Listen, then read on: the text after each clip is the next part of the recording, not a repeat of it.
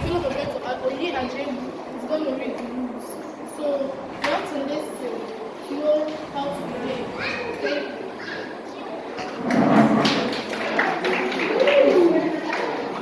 The rules for this debate for the candidate. 1. Each candidate will be given 3 minutes to make an opening speech at the first segment. 2. At the second segment, each candidate will be given 2 minutes to respond to a specific question designed for the candidate. 3. During this question segment, the moderator can ask you further questions at intervals so as to help you clarify your points to the audience. 4. As part of these rules, candidates will be expected to adhere strictly to the time. So we have a timekeeper amongst the moderators, which is one provost, who will signal you by raising his hand up when your time remains 30 seconds to stop. For the class, as soon as we begin the debate, all students are expected to remain seated without moving around or out of the class. No student is allowed to be making noise or be discussing with their neighbors during the debate. Any party member who violates this rule will bring down the points of their candidate. 6. You are allowed to clap or cheer any candidate who made an impressive point, but must do that in a civil way. Thank you.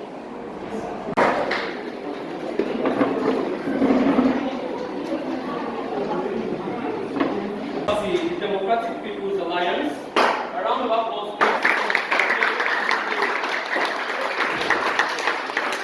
And from the People's Action Party, we have Master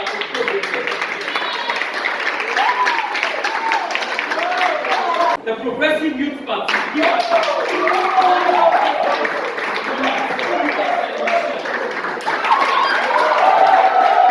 Okay, now you're given an opportunity to become the president of Nigeria. What would you do for this country?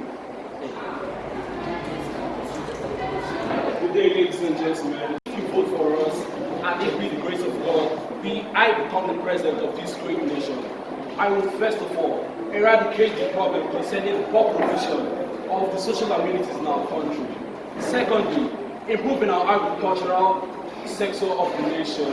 And thirdly, make education more accessible for the lower class in our country, because we do not expect youths to be the leaders of tomorrow if they do not go to school, if they do not get the proper training to get up to where they are going to be. We are going to make education cheap. If I was given a chance to make Nigeria a dream of my choice, first of all, I would do the rate of corruption. Because in Nigeria, the rate of corruption in Nigeria is too much, and we are chapter 2, section 15, subsection 5 of the Nigerian Constitution. It states that all corrupt practices in the country and From the presidential candidates for the Progressive Youth Party, PYP, we all believe that corruption is a normal thing, which is not, because it is not something we can be proud of, and it's not something we should go out and make point of. So my party and I have decided that we will create anti-corruption programs that will help fight corruption rates and reduce corruption in our country.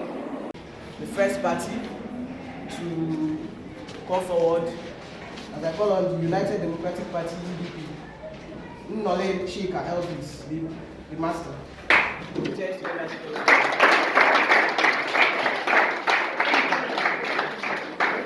Transformation Articulate Party, TAP, and Noah Henry, master. Liberal Party of Nigeria, LPN, Adionwa Ugochukwu, Faith for Nigeria, CFM, Eni Ozioma.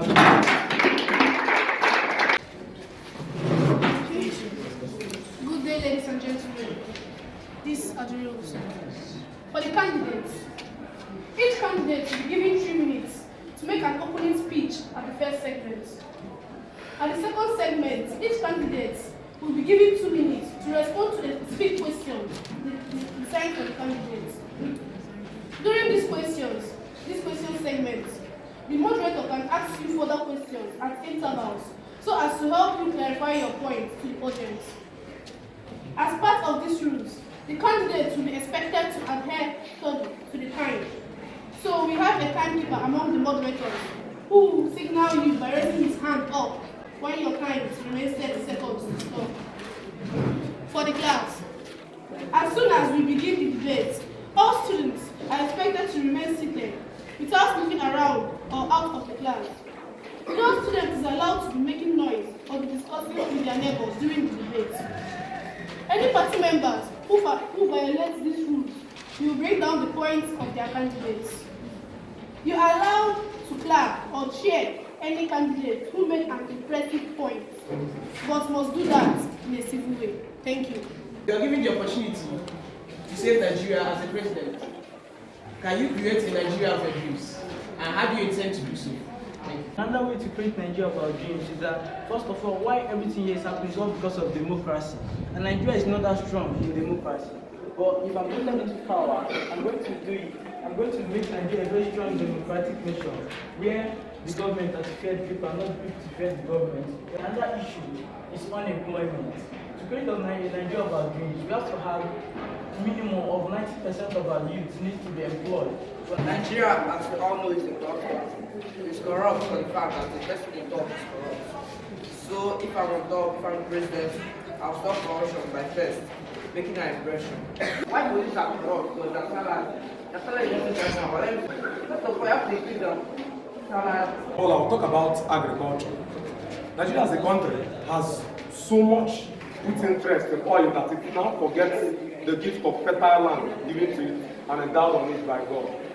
Nigeria is rich in soil and then has large production of rice. We have the granite pyramid in Kano. We have rubber. I will throw more light on agriculture. I will then raise enough budget and enough funds to enable agriculture to rise back. This question is directed to the second candidate of this presidential debate. Now, I would like to ask, between education and agriculture, which of the two is preferable to act more on the like?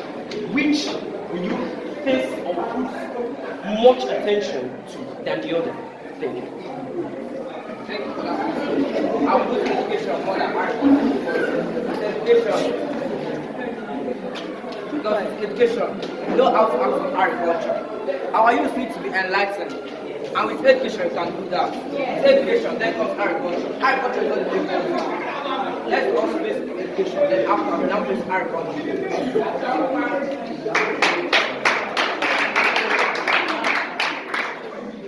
So your point is that education.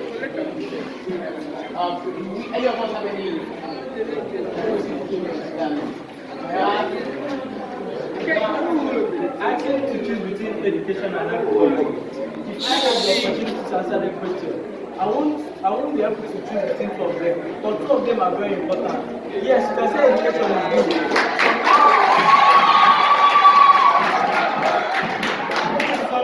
Some people might prefer to choose education, but don't forget that agriculture is one of the most things that's helping Nigerian economy to grow. So you can't just throw it off and put it by the side. So if I had the opportunity, I'm going to make sure that two of them are put into power today. Thank you.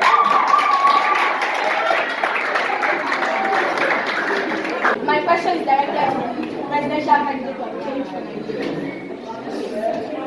You made mention of changing Nigeria through patriotism. A citizen of Nigeria would not want to be patriotic to Nigeria. Why?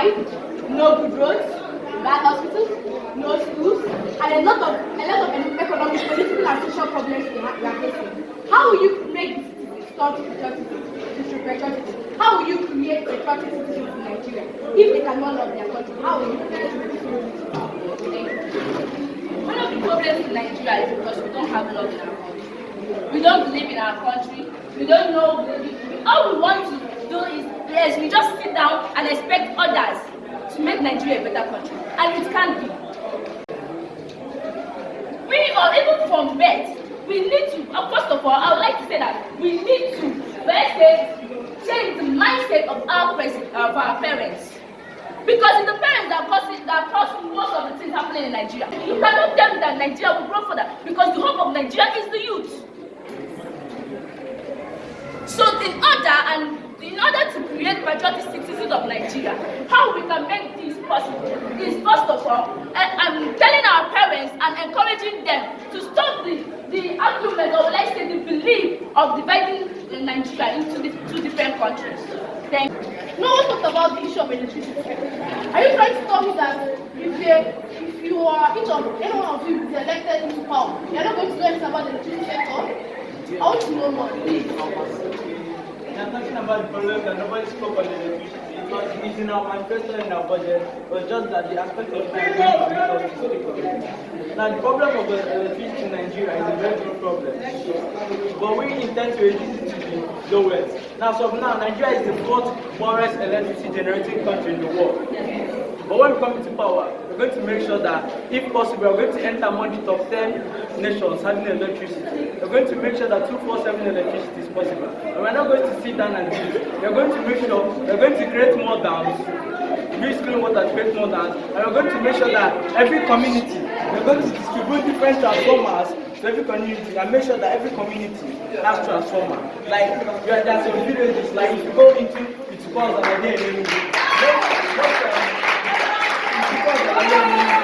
communities that don't have light. Somewhere in Canada, I saw it in the news that they have not seen light for 10 years. Now we are going to go through the use of solar energy to create more electricity and to remove everything called darkness from Nigeria. Thank you.